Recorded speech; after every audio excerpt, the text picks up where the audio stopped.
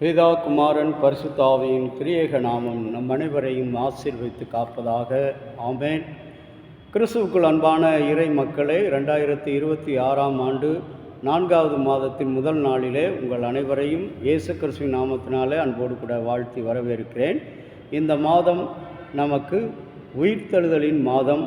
நம்முடைய பழைய வாழ்க்கையிலிருந்து, பாவ வாழ்க்கையிலிருந்து, துன்ப வாழ்க்கையிலிருந்து, பிரச்சனைகள் நிறைந்த வாழ்க்கையிலிருந்து ஆண்டவருக்குள்ளாக உயிர் பெற்று எழுகின்ற, கிறிஸ்துக்குள்ளாக உயிர் பெற்று எழுதுகின்ற ஒரு புதிய மாதத்தை கடவுள் கொடுத்திருக்கிறார். ஆகவே தான் இந்த மாதத்தின் மைய பொருளாக மகாகணம் பேராயர் அவர்களால் கொடுக்கப்பட்டிருக்கிற வாக்குத்தத்த மைய பொருள் ஆசீர்வாதத்தின் ஊற்று.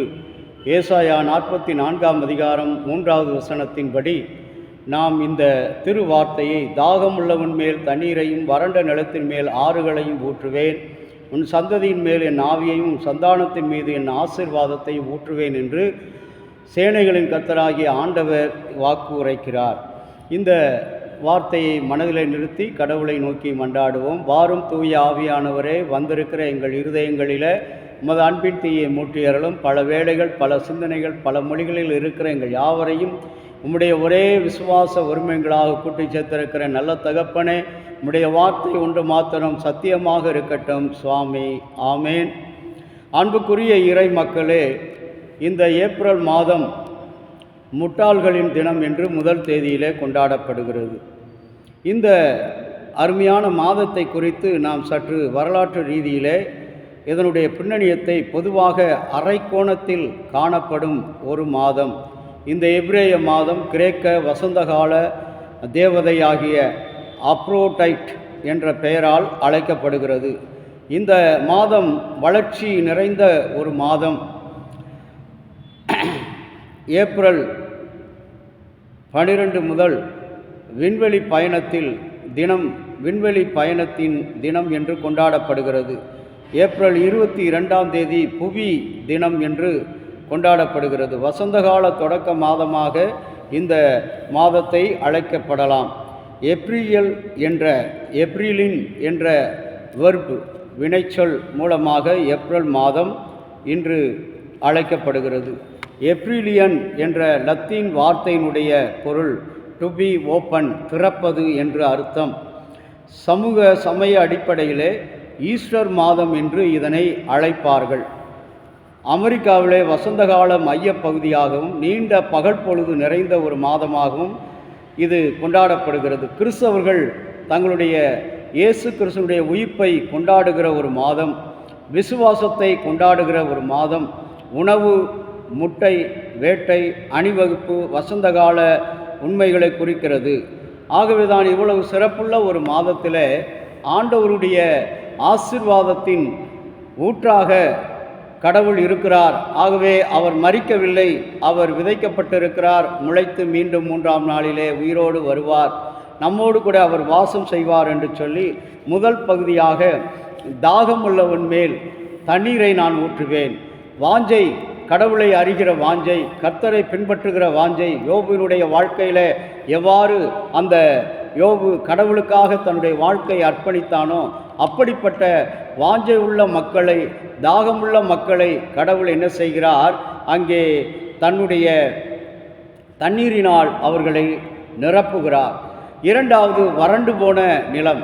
வறண்டு போன நிலம் என்று சொல்லும் பொழுது நம்முடைய வாழ்க்கை இந்த ஏப்ரல் மாதம், மே மாதம் முழுவதுமாக வறட்சி காணப்படுகிற வாழ்க்கை.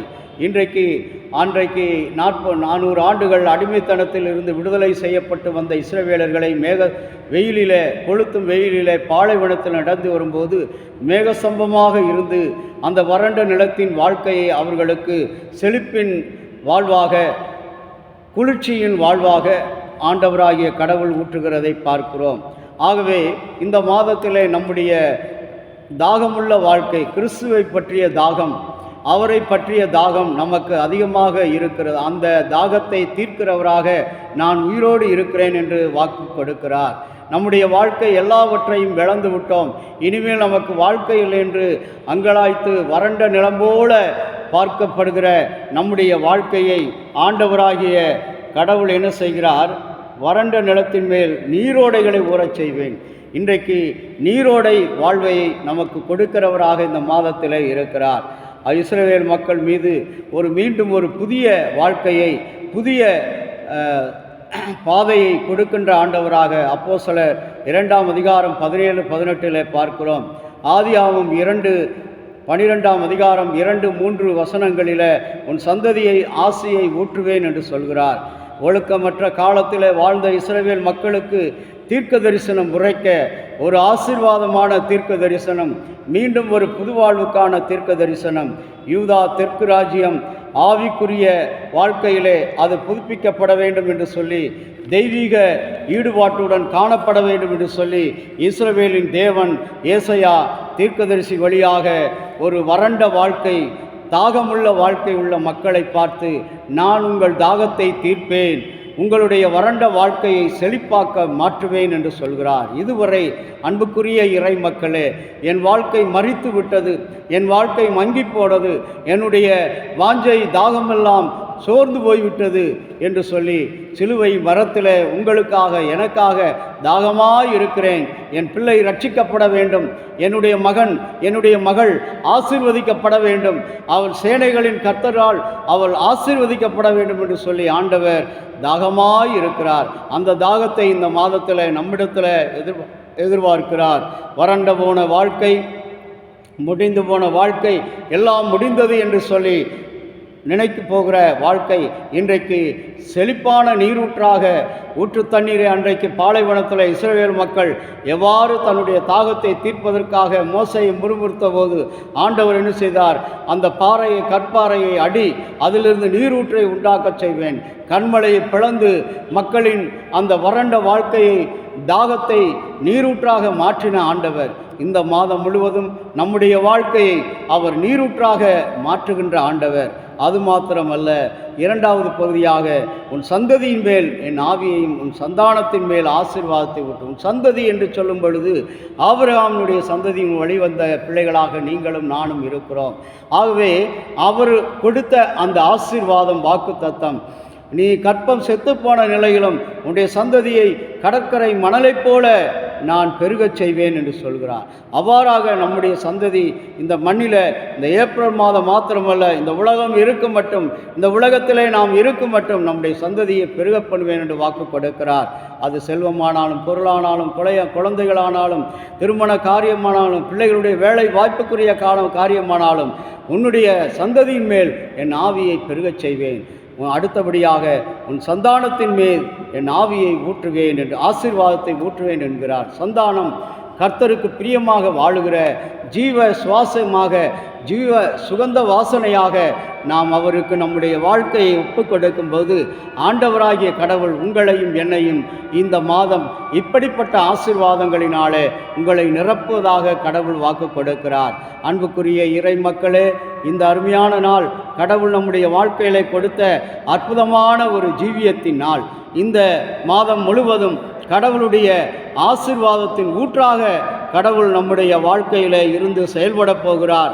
ஆசீர்வாதத்தின் நிலமாக இருந்து செயல்பட போகிறார். நீயும் நானும் கலங்க வேண்டாம்.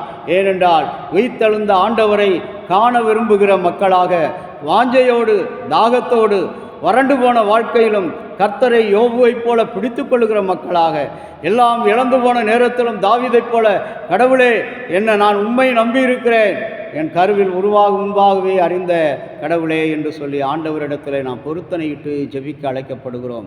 இப்படிப்பட்ட ஆசீர்வாதங்களோடு நாம் இந்த மாதத்தை துவங்குவோம். கர்த்தர் நமக்கு நித்திய கிருபையும் நிலையான ஆசீர்வாதத்தையும் நல்ல செழிப்பையும் மகிழ்ச்சியையும் ஆரோக்கியத்தையும் கொடுத்து நமக்கும் நம்முடைய குடும்பத்தின் பிள்ளைகளுக்கும் இந்த திருச்சபைக்கும் ஆசீர்வாதம் பெருக துணை செய்வாராக. ஆமேன். ஜெபம் செய்வோம். என்று மாறாத நல்ல ஆண்டவரே, உம்முடைய ஆசீர்வாதமும் கிருபையும் எங்கள் மத்தியில் இருப்பதற்காக தோத்திரம். இந்த நாளிலும் கூட உம்முடைய கிருபையின் கரங்களிலே எங்களை ஒப்புக் கொடுக்கிறோம்.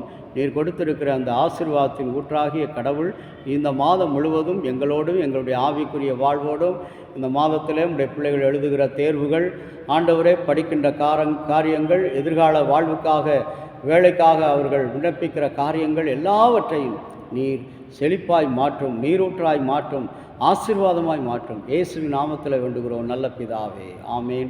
தந்தையாகிய கடவுளின் அன்பும் மைந்தராகிய இயேசுவினுடைய அருளும் பரிசுத்த ஆவியினுடைய நல்ல ஒரு பாதுகாப்பு உங்கள் அனைவரோடு இருப்பதாக. ஆமென்.